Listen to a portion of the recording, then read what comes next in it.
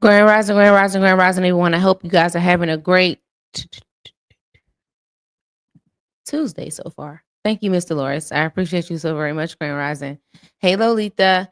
Hey, Evangelist. Hello, hello, hello. Hey, Teresa. Hey, Robin. Hello there. Alrighty, guys. Another day, another true crime story. Now, this true crime story is a little crazy, and I've been watching it since it begin to move around and move along. Right now, there is a national manhunt for a man who he has a lot of training. Actually, he's military and he is a trained ranger. So he knows how to survive outdoors. In the midst of this, there's also three young girls that have lost their lives. And a lot of people are talking about it. This one is crazy.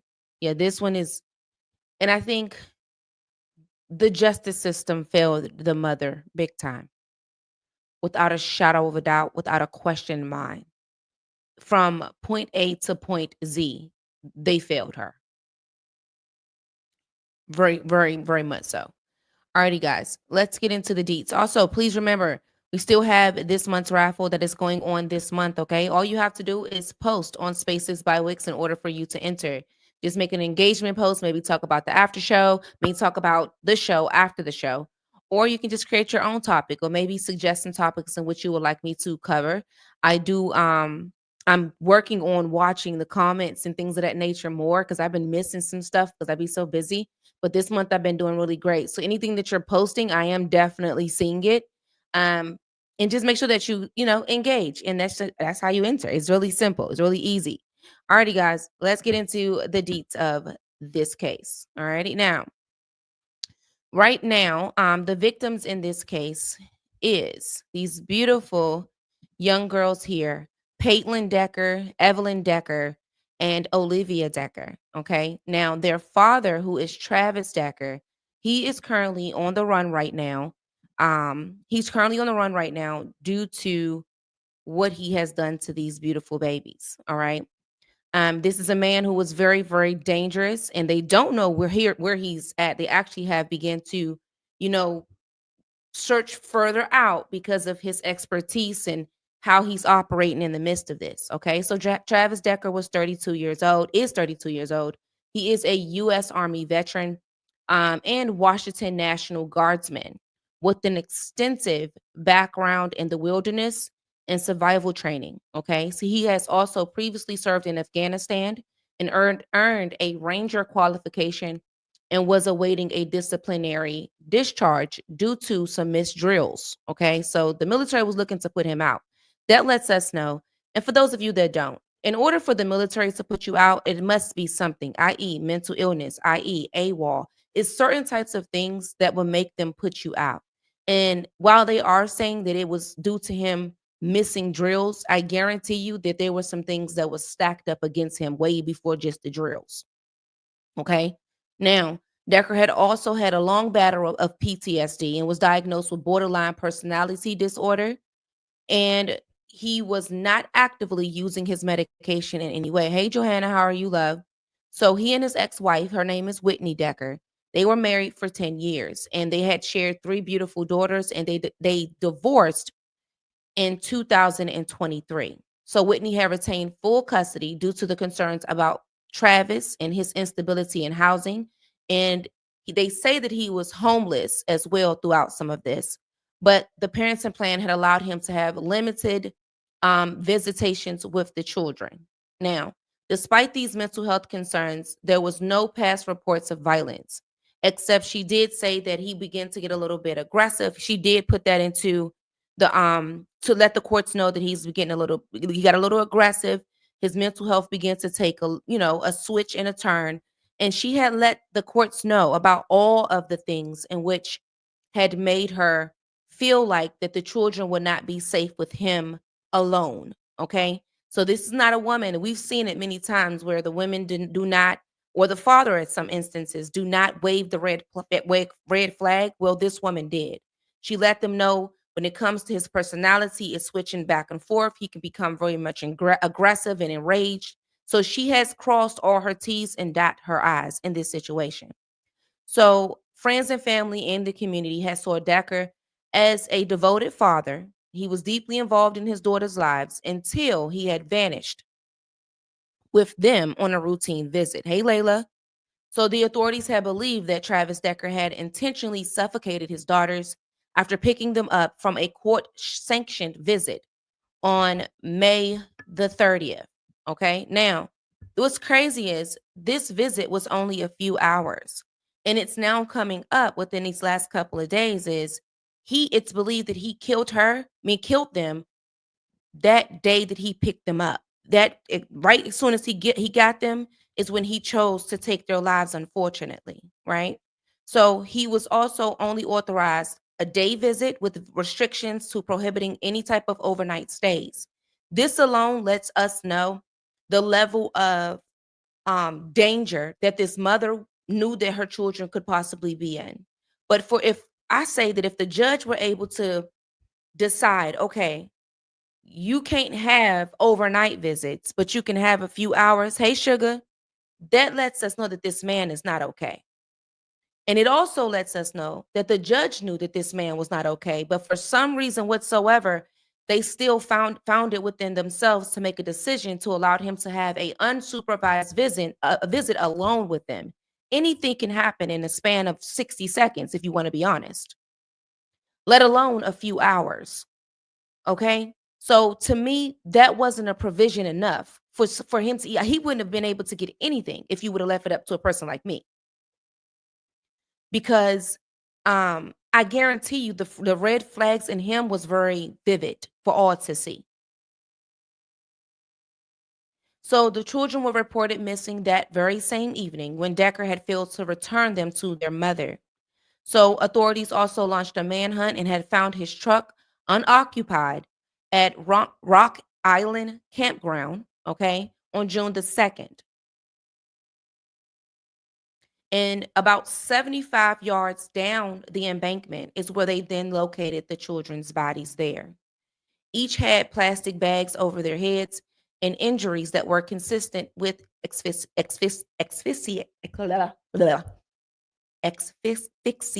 There we go.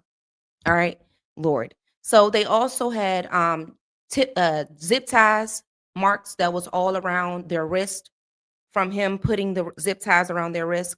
And Decker now is wanted on multiple felony charges and is believed to be armed and hiding somewhere in the remote wilderness area of Washington, possibly along the Pacific Crest Trail, and could be en route to Canada.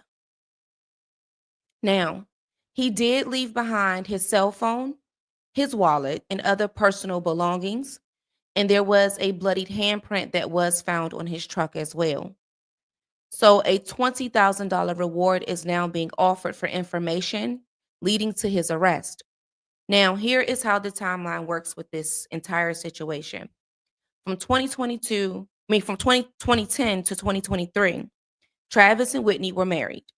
And they, 10 to 13 years, somewhere around there. 2019 to 2023, Decker had then battled a worsening multiple episodes of PTSD. He frequently had experienced night terrors as well as severe insomnia. Then you also have in 2023 during the springtime, Travis had then filed for divorce, citing emotional instability and then feeling of worthlessness. Custody of the children was then awarded to Whitney. Okay. So in September, the court then mandated a mental health and domestic violence evaluation after Decker is found with the girls at a homeless shelter, unsupervised. And then that is when the overnight visits then became to be prohibited.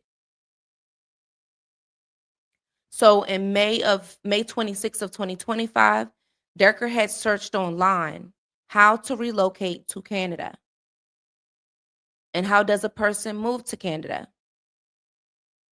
He also visited some Canadian job sites as well.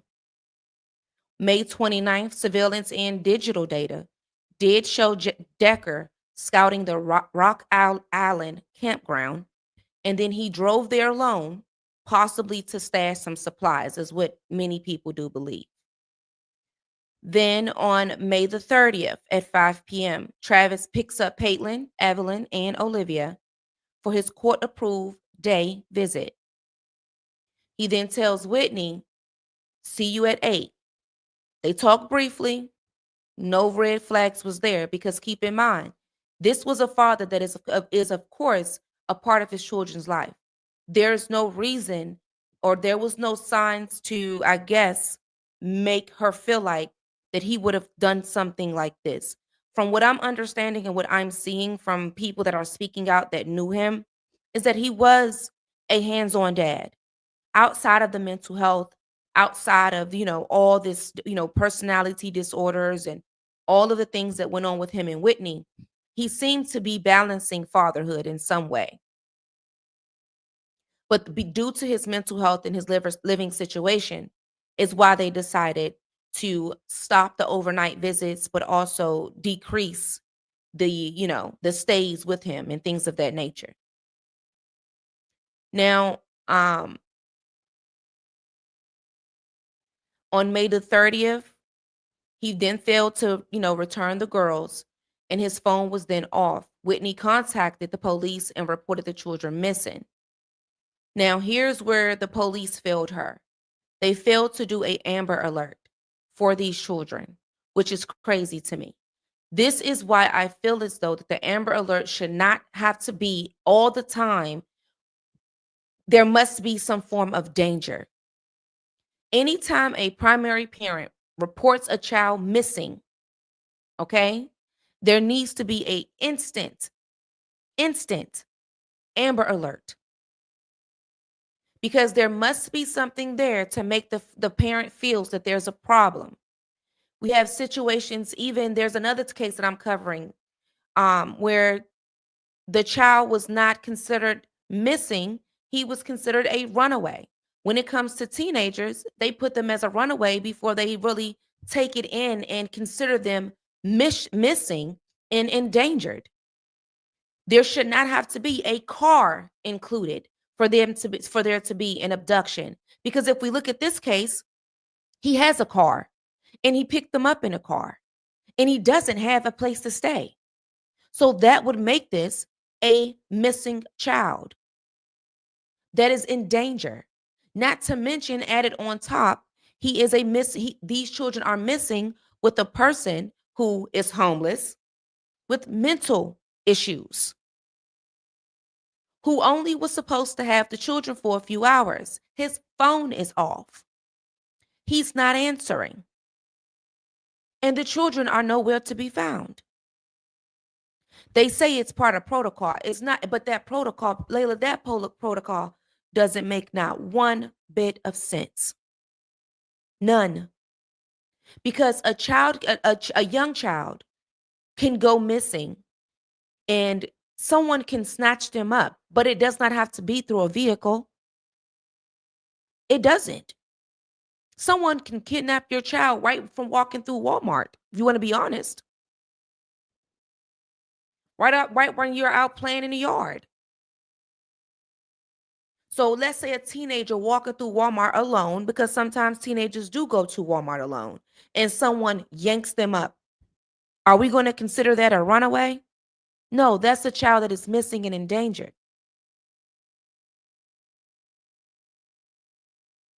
And then if a young baby, okay, as young as these girls here, right?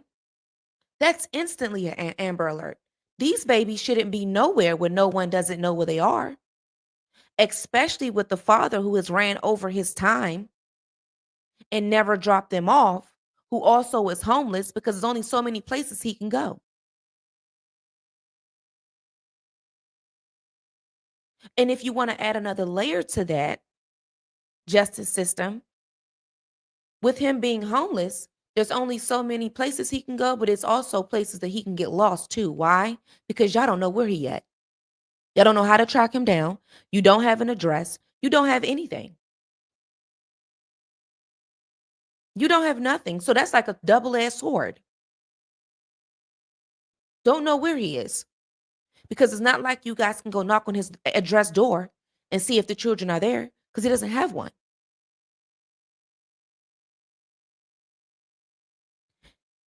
He didn't need no visits at all, if you ask me. Personality disorder is a different type of thing, a different type of ball game, because you never know when it's going to switch, and you never know which personality is going to pop up. You never know. If you ask me, if this woman felt this no if Whitney felt as though that her children was this much in danger with this man due to his mental health, there was some things in which she had experienced, which is why they were divorced, and why she was so vocal about him and his getting therapy, and him not having a place to go, and him not taking his medications. He should have never been able to get them at all until he followed through with therapy and medication. And apparently he wasn't following through with any of that. Now, on May 30th, Decker had failed to return the girls and his phone was off. Now, on May 31st, police had begun canvassing motels as well as camp areas. An Amber Alert was then denied due to the lack of evidence of imminent harm. Here we go. An endangered missing person alert was then issued. Now, keep in mind that this is hours later.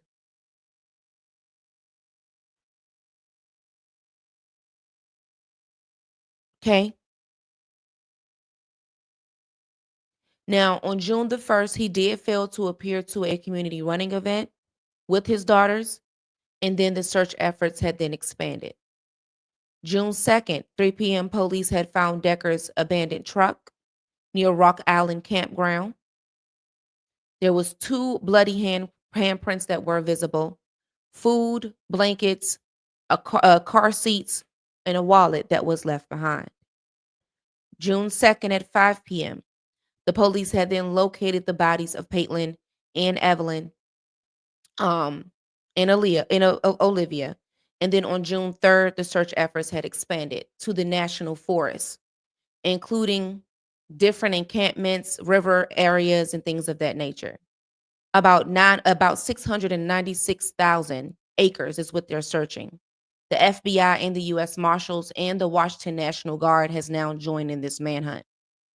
So as of June the 7th, the governor, Bob Ferguson, did advocate emergency resources, and Decker is officially designated armed and dangerous. And now the community forest has now been closed until they locate him. That's how dangerous this man is.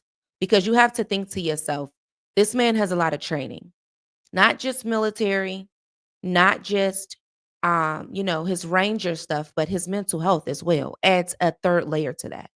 He planned this. Yes, he planned to do this. This is well planned out. He knew what he was going to do before he did it and before he picked them up. Now, within this investigation, there's a lot of clues that can definitely help the investigators. One, of course, being the Army Ranger training and the survivalist skills that he do have. So he is an elite he has elite training, and he may, okay, these are all things that he could possibly do. All right. He could use terrain to evade, drones and infrared detection, sleeping under trees and canopies, and using natural cover. Okay. He knows that he's capable of doing this. Okay. Now, his mental health, of course, with this isolation behavior and the PTSD and the BPD. So he could have some form of tunnel vision and delusion during this time as well, and that could have been also the cause of why he's done all of this. He could possibly return to previously emotionally significant or symbolic locations, i.e., former training camps, family land, military bases, or even original campsites. Or the unthinkable like they typically do, which you know what that is. Now, as we do know, is that there is some premeditated beliefs here due to him stashing of all the gear and things of that nature. The May 29th pre-scouting trip likely involved him planting survival catches, and the investigators could possibly conduct a grid-based sweep for buried or hidden things that could be out there that he left out there. Just because they know that he went there on the 29th, i.e., he could have been planning this for weeks and leaving things behind for all they know. They could also use the K9 units to assist them to pick up on scents of him, as well as some satellite imaging. There we go. My tongue this morning is Lord. And that can assist him as well to pinpoint Decker's locations, possibly where he would have been, and things of that nature. Now, this is a case of, unfortunately, that's not just a fugitive that is missing, guys. This is someone who is emotionally unstable, completely emotionally unstable. So everybody that is out there needs to definitely be careful.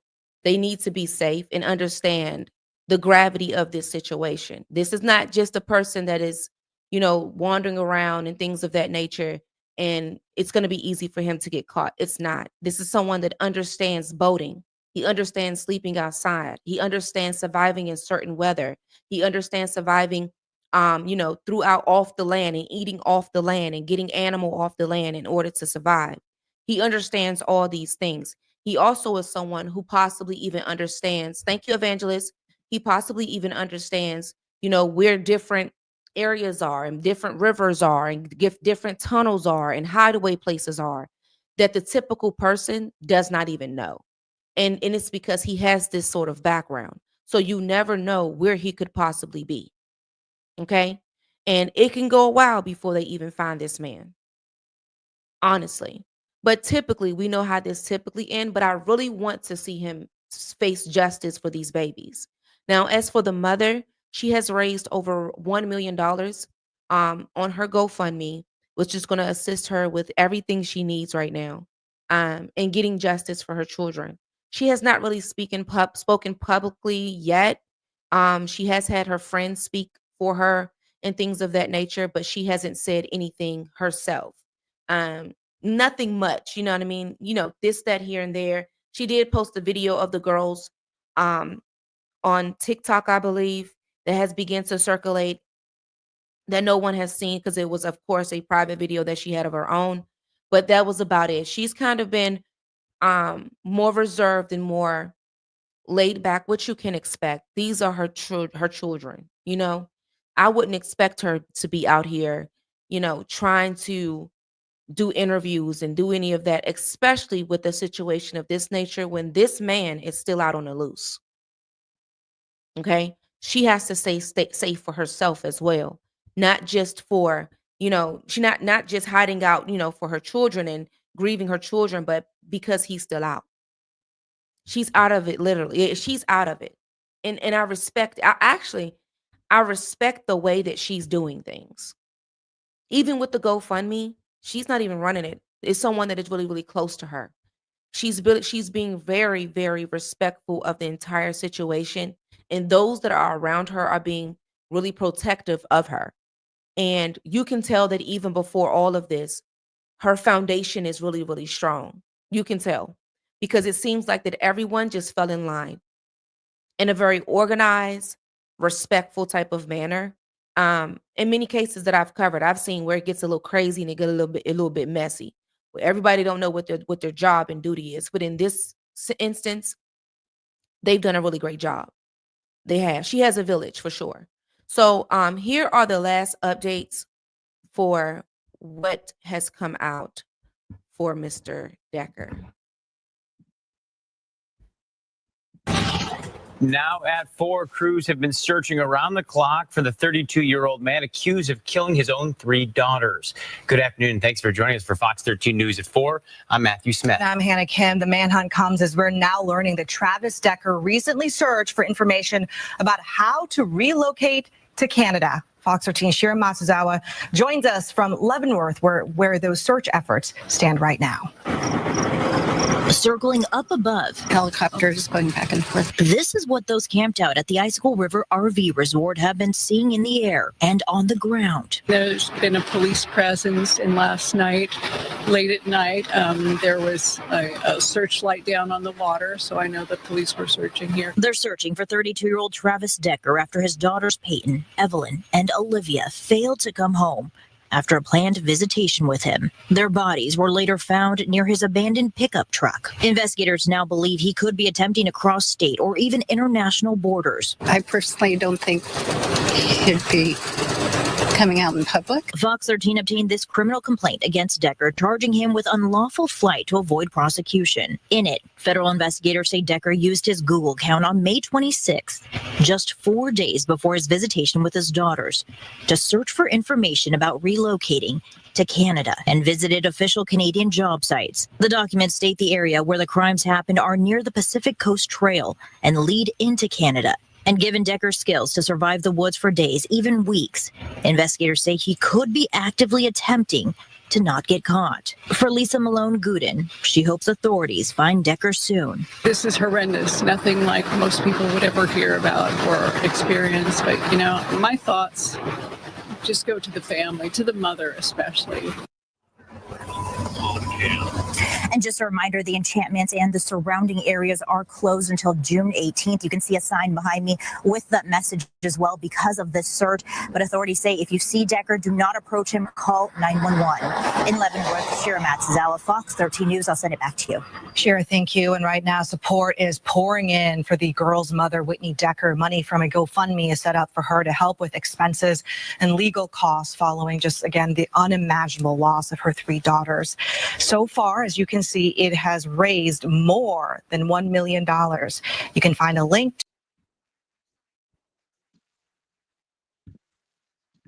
Okay. So, it's just he's probably in Canada already. You think so? He could possibly be, because he was already planning to go there.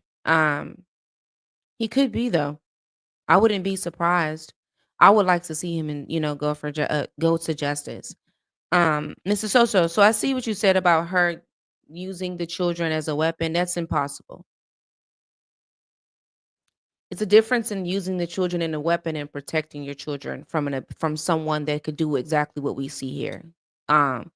There's 3 children that has lost their lives, and at this point, at this deep end, he was the only weapon, and she was protecting her children from the weapon. He was a danger.